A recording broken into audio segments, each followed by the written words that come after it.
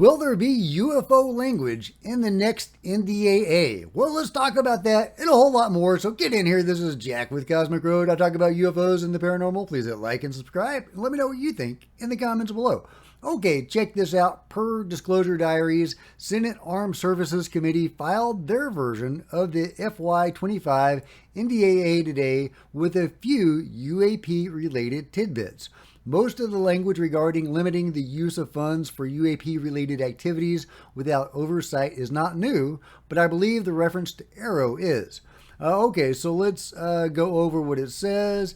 Limitation on availability of funds. None of the funds authorized to be appropriated by this act for the fiscal year 2025 for the Department of Defense may be obligated or expended in support of any activities involving UAP protected under any form of special access or restricted access limitations unless the Secretary of Defense has provided the details of the activity to the appropriate congressional committees and congressional leadership, including for any activities described in a report released by AARO. So yeah, they can't spend any UFO dollars unless they disclose it first. Interesting. Of course, you would think that these programs are so well protected and they've been doing it for so long that they could probably get away with whatever they want because they're not disclosing that it's UFO stuff, right? It's going to be for the next bomber or the next fighter, and the money just gets siphoned off.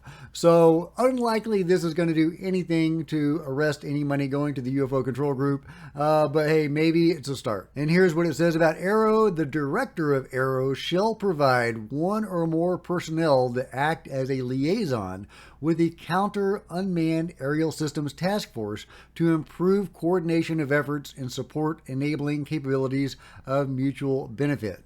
Responsibilities: the liaison position or positions described in A shall have the following responsibilities: conducting information sharing between organizations on unidentified or suspected unmanned aerial system events, and that is also used to describe UFOs, including incident reporting, incident responses, and data on technical characterization of the known or suspected threats.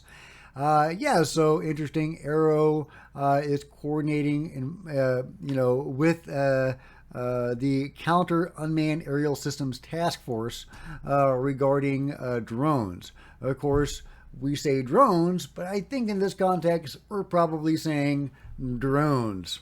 I had high hopes for the NDAA. I mean, last time around, we got the Schumer-Rounds Amendment. Sure, it was the neutered version of it, but it was the UAP Disclosure Amendment. I mean, we actually got that through Congress, signed by the president.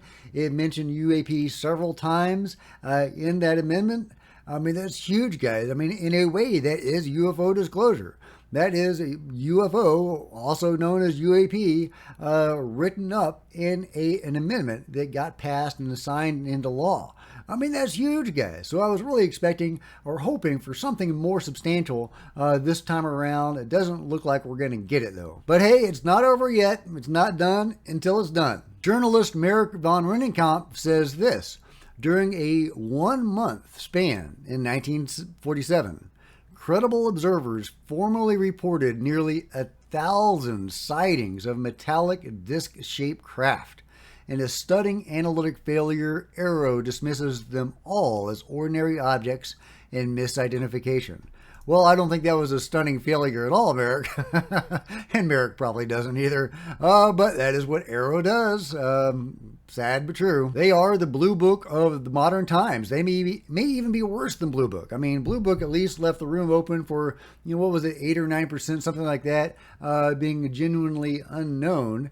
AARO says, well, if we had enough data, we could dismiss them all. I think we really need more Congress people to start speaking out against AARO and denouncing them for the cover-up that they clearly are. Meanwhile, this was posted by Think Tank. This is an unknown object in Mexico, supposedly captured by various people. So we'll get different camera angles on it. Clearly looks anomalous. Is that a drone display? Is that laser lights? It doesn't look like laser lights to me. Could it be something man-made? Jury's still out, but this is really, really interesting footage. Here's another angle on this thing. What was this crazy object? I mean, obviously it looks like as a flying saucer or a UFO putting on some sort of show, or maybe its cloaking technology was malfunctioning that day. I don't know. But let me know what you think about this really interesting footage coming out of Mexico. Meanwhile, Jason Jorjani went on Danny Jones and had some really interesting stuff to say. He's always an interesting person to listen to, whether you agree with him or not. He's a very controversial figure, but he's always worth listening to. He's an intelligent guy with a lot of interesting stuff to say, again, whether you believe him or not. But he does say that he knows some people inside the program, inside the UFO crash retrieval and reverse engineering program. Specifically, I think he's talking about Lockheed Martin here in what they have. That Lockheed has, I think, some assets in Nevada, but they have a lot of corporate facilities in California, in the state of California, and supposedly there is this shack on the side of a highway in California that looks like some nondescript warehouse, small warehouse. And you go into this warehouse, and the whole floor of the warehouse is an elevator. And it drops, Lord knows how many hundreds of feet, and you're inside of basically a facility carved out of rock, deep underground. Yeah. And what this guy said is that they are not only reverse engineering craft from retrieved debris in this facility, but they're actually training pilots to fly them. And he told me that the main problem that they have in that training program is that the pilots experience extreme disorientation because of the warping of space-time by these craft. In other words, they discovered early on, and this is, I think, one of the main reasons, and we can get into this in much more depth if you want. This is one of the main reasons this technology is being hidden, because they discovered very early on that these are not simply devices with propulsion systems capable of navigating space very quickly. Like they can take you from New York to Australia and, right? They're flying time machines. They warp time as they traverse space. Right. Yeah, and I've talked about that before, about how the technology, that's part of these vehicles seems to allow them not only to traverse our reality, but to transcend our reality. They seem to be able to go outside of our dimensions. That may be how they get from star to star or planet to planet, is by going through dimensions. Some of them may be even coming from other dimensions. But when you have technology that can go outside of our space-time reality, again, the fourth dimension is time. If you can go beyond that, you're outside of time, and you can basically have a vehicle that functions as a time machine. Now, I hate time travel. I think time travel is stupid. I hope it's not true, but there's a lot of smoke. There's a lot of smoke, let's say. It's very thick smoke, and I think there may be some fire in all that smoke.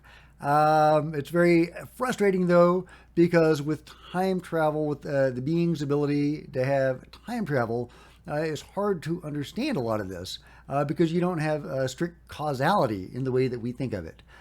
We look at, sequential, things like A, to B, but that's not the way it necessarily is. B can cause A, or Z can cause A with time travel, which makes it very frustrating to wrap your head around or to make any sense of this from our normal perspective. Either way, a really interesting interview, and I'll link to it, and you can watch the full thing at your leisure. I do tend to buy the idea that Lockheed Martin has DUMS or something equivalent to DUMS. Is it a DUM if it's a private contractor building it? Lockheed Martin built Area 51, and that's a military base. So, interesting. Is it a deep underground private contractor base? Duckerba? Okay, that doesn't roll off the tongue as well. Let's just call it a dumb. Of course, Mike Herrera has talked about how we have UFOs, or the control group has UFOs, and they fly them, outside of Earth. They fly them around the solar system. Who knows where they go or what they do. Mike didn't have any information about that. but he did say that we fly so frequently in space that the pilots are actually bored by going out into space. So if it is making people sick, at least some group seems to have been able to move past that. Of course, some UFOs are probably even weirder than we think. Danny Sheehan the other day was talking about how you need telepathy to operate these vehicles. Mike Herrera said the same thing. Ross Coulthart has alluded to that. And countless experiencer accounts, experiencers talk about how the craft itself was alive. Many of them even get to fly the craft, as incredible as and unlikely as that is or sounds. Grant Cameron actually wrote a book detailing all the times, or some of the times, that people have gotten to fly UFOs. Apparently, that's not all that uncommon. But what about these ships as being living beings? Well, here's what John Keel had to say about that back in the day. Some pretty close sightings of my own. They seem to be masses of energy that have an intelligence of their own. And a lot of witnesses also remark on that. They said, you know, I think that thing was alive. I've heard that phrase over and over again from witnesses. I do not think they're machines. Do you think that they're from this? So yeah, let me know what you think about that in the comments below. Meanwhile, another great capture from John Bell from Real Florida UFO. This video has 20,000 views on Twitter. It only has a few on YouTube, guys, so let's try to beef up his numbers because John is giving us some amazing UFO videos. He has such terrific contacts. I mean, look at that. Repeated, like nightly sightings of these craft, whether they're living beings or not. And I think John will tell you that some of these beings seem to be alive, or at least some of the, orb-like beings or entities. He refers to his constant orb companion that visits him all the time as Tinkerbell, and kind of a smaller, I think he said a more like basketball-sized orb. But some of these seem to be very large, like that one right there, definitely larger than a basketball. But they will interact with him. They'll give him power-ups. He'll have different types of UFOs that'll appear. Sometimes they'll be streakers, but they will change direction. So, not shooting stars or anything like that.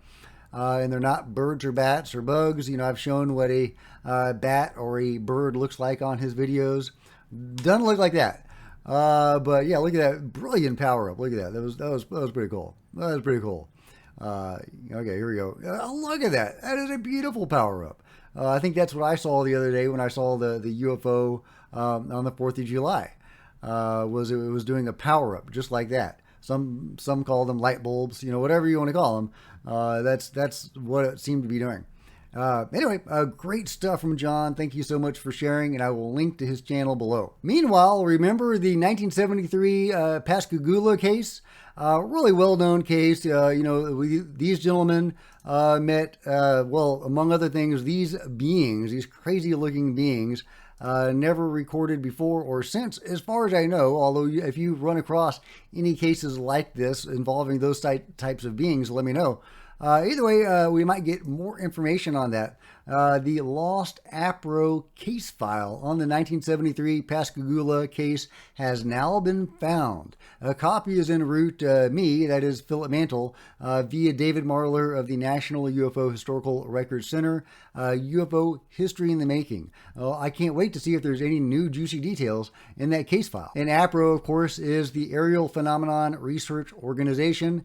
It was a UFO research group started in January 1952 by Jim and Coral Lorenzen of Sturgeon Bay. The group was based in Tucson, Arizona after 1960. In 1969, a sizable portion of AARO's membership elected to form a new group called the Midwest UFO Network. This soon expanded and became the Mutual UFO Network, also known as MUFON, still active today. Meanwhile, Michael Masters tells an interesting story. It's a longer story, over 7 minutes long. I won't play the full thing, but here's a little bit of it. So yeah, I was just really burnt out. Decided I was going to quit this particular area of research to focus on some other things.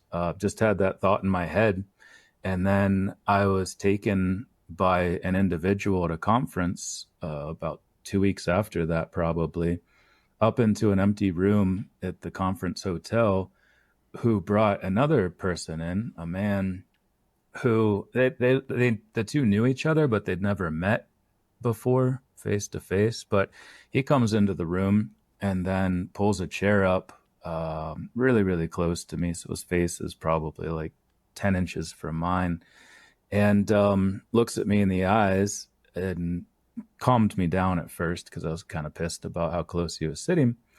But then these others, as I've come to know them, said through him, we know you've been thinking about quitting lately, and we'd really prefer you didn't do that. And it, blew my mind wide open because I hadn't told anybody that. It was just a thought in my head that I'd had about 2 weeks before.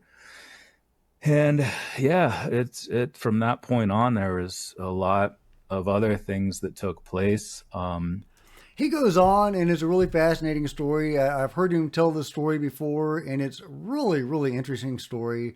I applaud him for coming out and telling us about this.